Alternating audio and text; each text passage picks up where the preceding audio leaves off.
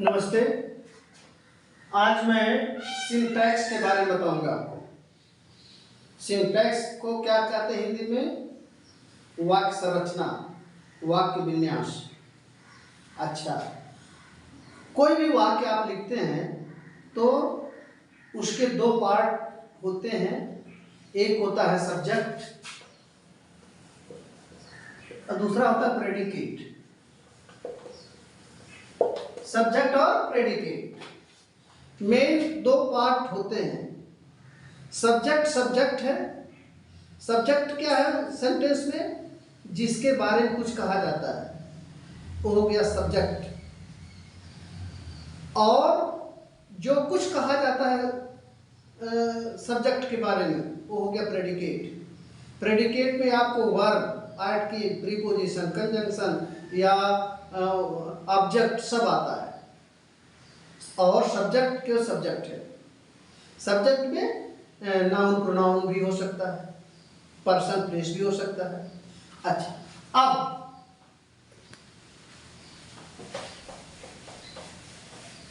तो सिंटैक्स में के दो पार्ट हैं। एक है ऑर्डर और दूसरा है एग्रीमेंट।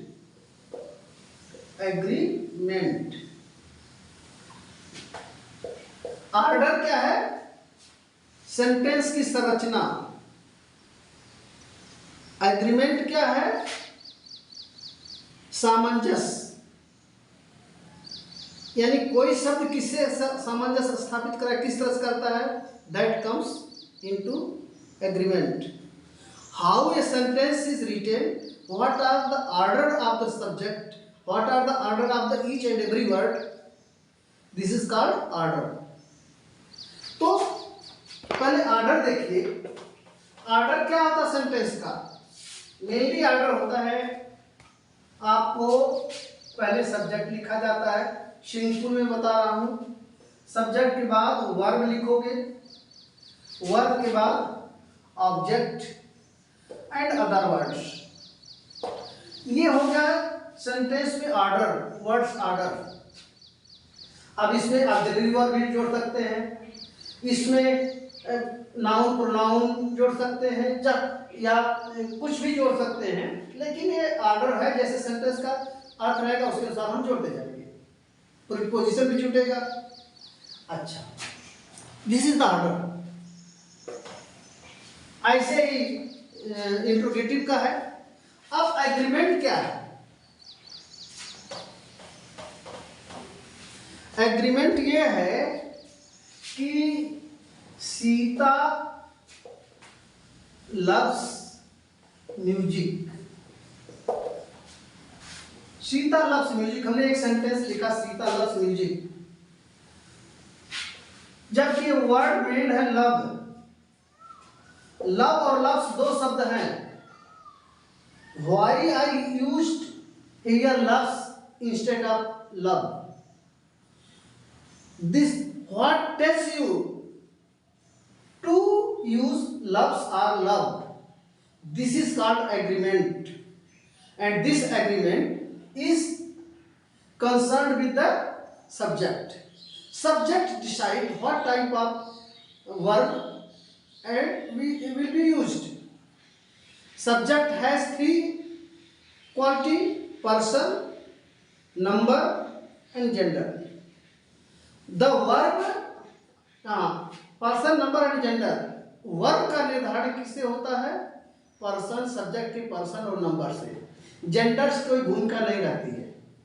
जेंडर की भूमिका होती है जब आप प्रोनाउन को लिखते हो किसी अर्थ में। तो ये हो गया agreement, order and agreement. Now comes the general perception. General perception ये है कि singular subject carries singular number verb. Singular verb, plural subject carries plural verb. अब कोई भी मेन वर्ब अपने फर्स्ट फॉर्म होती है और फर्स्ट फॉर्म की वर्ब को प्लूरल कहा जाता है, उसको आवश्यकतानुसार यस या यस लगाकर सिंगुलर बनाया जाता है। ये ध्यान रखिएगा। तो ये जनरल प्रश्न है कि सिंगुलर नंबर सब्जेक्ट के साथ क्या होता है, सिंगुलर नंबर वर्ब आएगी और प्लूरल नंबर सब्जेक्ट के साथ प्लूरल नंबर वर्ब आएगी। अब यहीं पर कुछ चीजें बदलती रहती हैं, वो आपको जानना है। जैसे ये तो आप जान लिया कि singular carries singular subject carries singular verb, ये आपको जानकारी है। लेकिन अगर जो सब्जेक्ट है कोई विश का है या कोई असंभव शर्त का है जो पूरा होने में मुश्किल दिखता है, उसके साथ सब्जेक्ट सिंगुलर होते हुए भी वर्ब की प्लूरल लगती है। जैसे सी विश,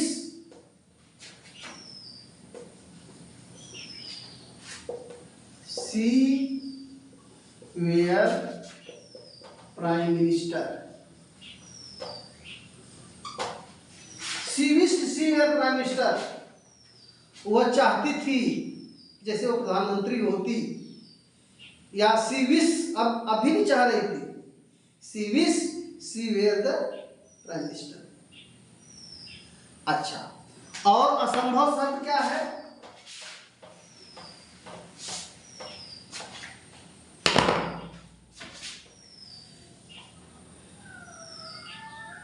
he ordered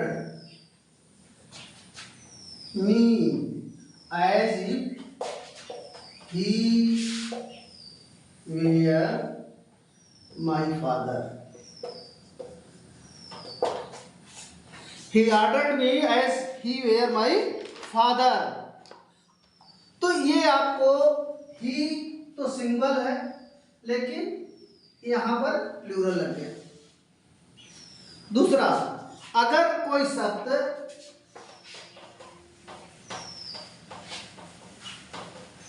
कोई अभिलाषा, कोई आशीर्वाद या कोई सहायता वाले सेंस में बोलता है तो उसमें क्या होगा, सब्जेक्ट सिंगुलर होने के बावजूद भी वर्ब प्लूरल लगता है। जैसे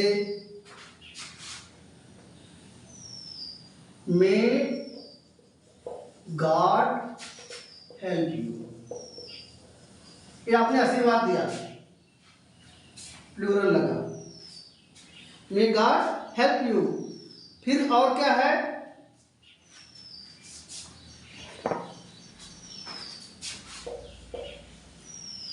लॉन्ग लिव द किंग,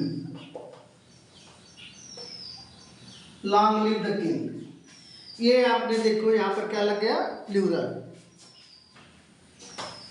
दूसरा, डेयर और नीड, डेयर और नीड अगर मॉडल्स के इस तरह इस्तेमाल किए जाते हैं तो मॉडल्स आपको पता है, will, shall, should, would, could, can, may, might, इनके साथ जो है ऐसे भी can, could, shall, should, will, would के साथ वर्ब की फर्स्ट फॉर्म यानी प्लूरल ही आता है। तो अगर डेयर और नीड भी इसमें मॉडल्स की तरह हैं, इनके साथ भी आपको प्लूरल नंबर की वर्ब आएगी। You need not come to school, you need not come to school. तो ये हो गया। अब देखो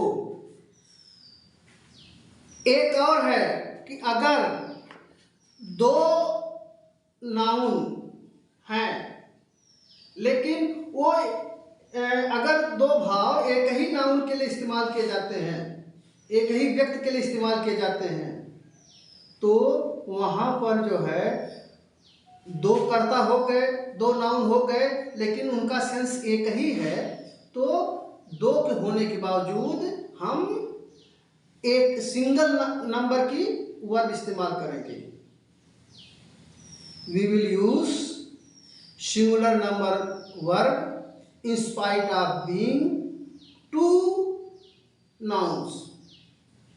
एग्जाम्पल देखिए,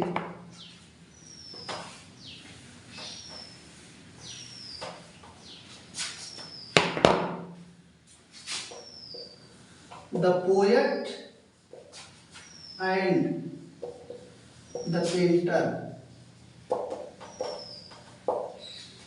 The poet and the painter has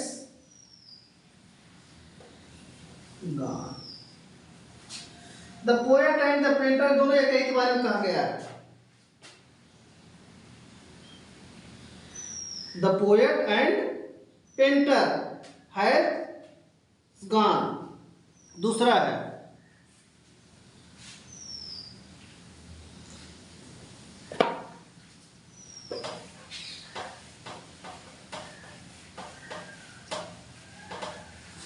जब दो शब्द फ्रेज के रूप में इस्तेमाल किए जाते हैं, तो उसमें आपको सिंगुलर नंबर की वर्ब लगानी पड़ती है। Slow and steady means there is. ये स्लो एंड स्टीडी, ये जो है केवल एक ऐसे देखोगे तो स्लो हो गया वर्ब, स्लो जो है एडजेक्टिव हो गया, स्टीडी भी एडजेक्टिव है, लेकिन they have been used as a person, they have personified, उनको पर्सनिफिकेशन बनाया गया है। क्यों? ये कोई व्यक्ति हो सकता है, पशु होता है, कुछ भी हो सकता है। तो स्लो एंड स्टीडी विंस, यहाँ विंस दो होने के बावजूद भी यहाँ पर जो है आपको लगा है सिंगल। और अगर दो से अधिक singular noun either or neither nor से जुड़े हों, तो भी आपको सिंगुलर नंबर का वर्ब इस्तेमाल किया जाएगा। जैसे द मैन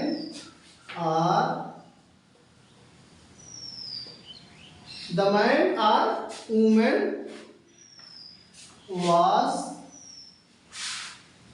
present